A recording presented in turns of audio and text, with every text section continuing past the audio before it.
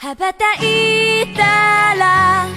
戻らないと言って目指したのは青い青いあの空。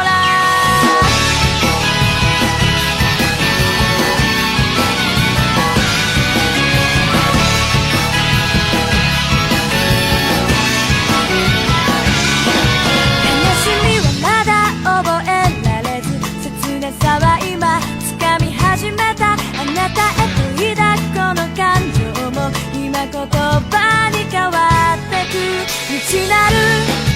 世界の夢から目覚めてこの羽を広げ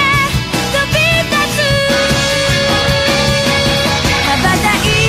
たら戻らないと言って目指した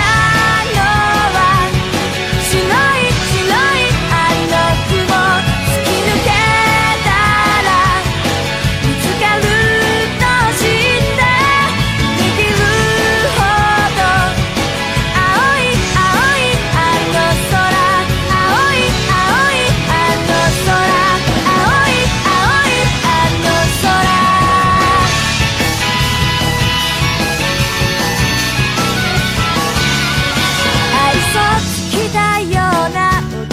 錆びれた古い窓は壊れた見え切った可能